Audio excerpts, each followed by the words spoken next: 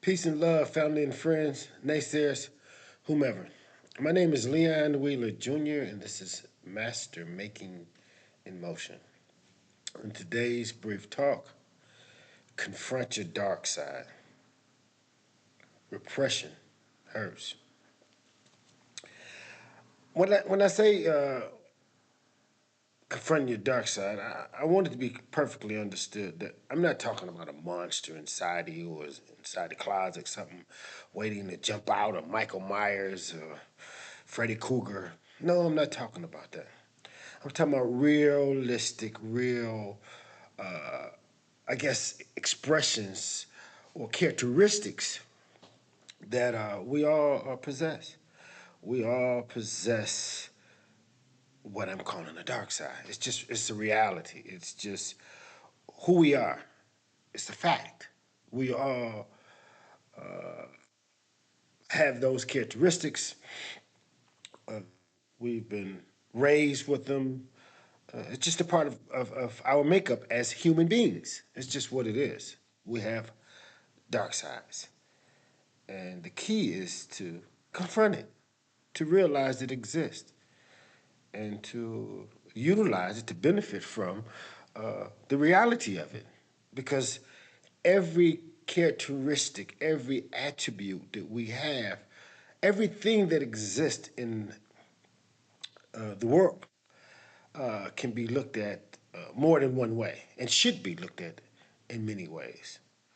We should look at how to benefit from them, and if we don't, they will possibly destroy us. It's either, I heard it once said that there's two wolves inside of us. I think it's an Indian concept, a good wolf and a bad wolf. And whichever one we feed is the one that survives. So a dark side is just a reality. It's just a reality of humans. I'm gonna go back and talk about my past, and hopefully I can tie this into the whole concept of confronting the dark side in some way that we can benefit from it. We all can find a way that we can possibly see how it fits us individually and how we can apply it. I know I've said it many times about my first encounter at the age of 5 with some neighborhood comrades of mine. And briefly, I'm going to speak about it again. And it's probably going to find its way in a lot of my conversations because it's part of, just a part of my growth. So, anyway, I can recall the first time I was confronted with, I guess, prejudice, division, biases by two comrades, two young brothers, about the age of 5 years old, and I was attacked because of my complexion, my skin complexion, and and I didn't like it, but I suppressed it. I didn't understand it. I really didn't understand what was going on at the time. So, but I somewhat, uh, I guess, repressed it. I concealed it. I kept it to myself for the most part. Uh, as I got older and going to elementary and the schools that neighbored the neighborhood that I come from, it was not in my neighborhood, but not far from my neighborhood, which would be considered Clark Park, southwest side of Detroit, now known as southwest side of Detroit. And in the middle of the park, you had the schools that I attended: my elementary, my junior high, and my high school. Elementary on the far side, and the other side of the park, the junior high and high school. Anyway, going there in the 70s, I heard the word nigger a lot. I was referred to as the N word a lot growing up, and it was just out of ignorance. I don't think everyone who used it had that real hatred. I mean, that was the time. It was, I guess, still coming right out of that segregated community mindset, us against them, and it wasn't that really that bad. I mean, I hated it. I always disliked anybody who played the race game against me. I always had a problem with it. Again, I grew up with some conscious individuals, well, a conscious uncle, who I got a lot from afar, and and my father and his siblings, they from the South, they experienced a lot of racism where they were, so they had an attitude towards that also. And my father and them grew up on that side of the town. And I don't know if it was just bad for them. I never really heard them say that, but it was bad for me in the '70s. And I was called a nigger a lot by Mexicans and whites. Could have been some other ethnic groups. Could have been other Latinos that played into that, but I didn't know that at the time. I just considered everybody. I mean, pretty much all of them was Mexicans, and that's what I think they were for the most part. I don't think the Cubans and the Puerto Ricans was too much. Was really that much over there at that time. I'm sure they was there, and then they fit in. They had to fit into whatever was, I guess, predominantly if they were there and what was going on. And the Mexicans, for that ethnicity, was I guess, the strongest group. So anyway, so I was called that by them, and it bothered me, and I hated it, and I fought them, and we fought.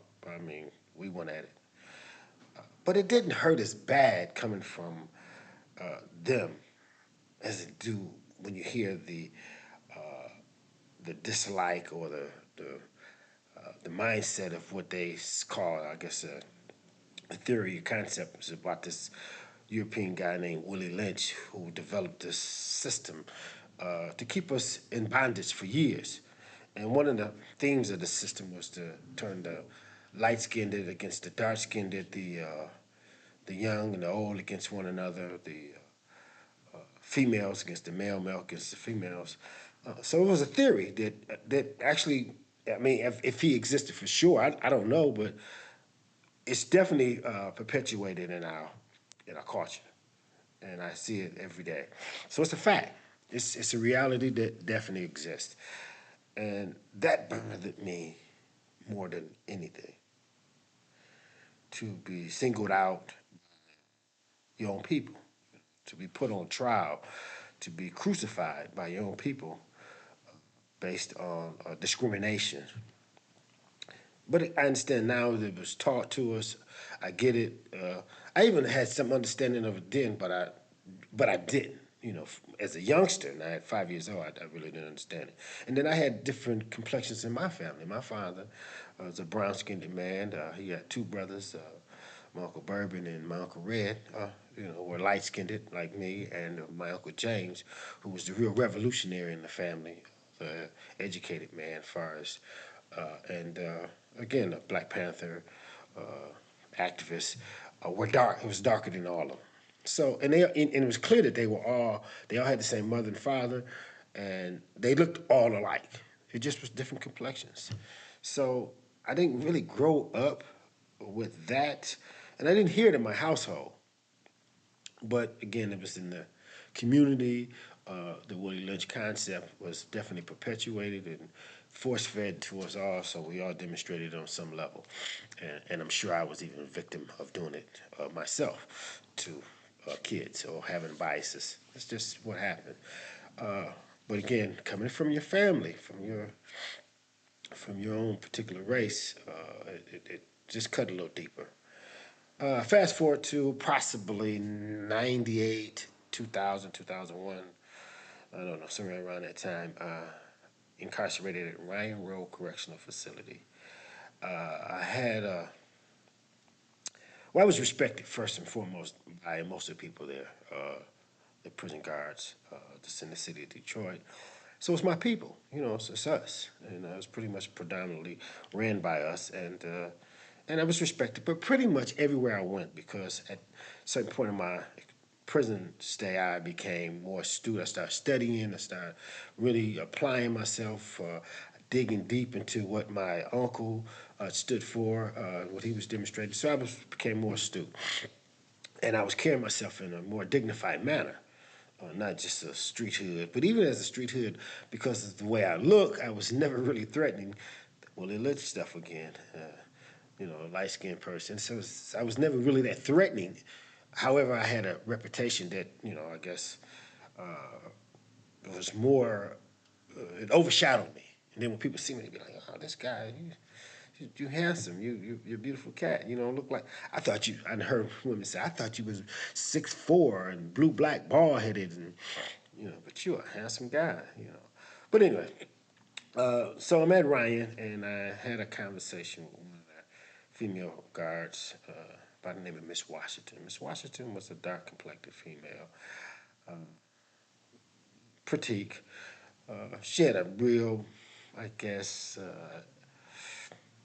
strong personality. She was, I'm sure she was dealing with some issues on her own, but by her stating what she said to me, it's clearly then we all again still affected by this mindset that our oppressors forced upon us. So anyway, in the conversation, out of the blue, she gut shot at me. I'm like, what the hell? Where this come from? And for whatever reason, she said to me, she said, one thing about you, you light skinned cats, that that she notices, we're really radical. She said, some of the most radical people I ever met in my life. You, Farrakhan, and Huey Newton, and because Ryan Rose, a lot of consciousness going on at this time. So she was hearing certain stuff, and everybody was demonstrating because it's a black prison for the most part, and we had some pretty astute guys there. At the time that was educated and it was, prisoners. I'm talking about that was striving to be better individuals. So they heard her all the time, and I was one of those individuals. I have to say that was promoting consciousness of being, prideful about being black. So she said that about, the light skinned guys, and she shot again Huey Newton, Farrakhan. I'm not sure. I think she even said Malcolm X. And she said that yeah, you guys are so radical because you hate the fact that you really got a hatred for your white daddy. That's why y'all so radical. Y'all hate y'all daddy, y'all white daddy. And I'm like, what the? So my first mind was the dog checker. That was my first mind. Then I said, no, well. Then I thought maybe I should give her some education. Maybe I should educate her about this. And I was like, well, I didn't peeped her disposition, so I think that, she probably wouldn't respect nothing that I say. So I decided to hit her another way. And I guess it was some flattery, just, I guess, trying to shoot a shot, so to speak. But I wasn't interested in her, you know, because there was a certain mindset that you had to demonstrate to be able to have a relationship with these person guards, these females, and I wasn't gonna play that role. So anyway, what I said to her was, yeah, well, you know, it's definitely true that I don't like oppression. By no means, I stand for pride, black pride, and but I want to let you in on a secret though that was really real is I I'm infatuated with women that looks like you, your complexion. It's always been my go to. I've always liked the dark skinned and complexion women, and you fit the bill. I'm shooting a shot, but again, not really. And the bell rang.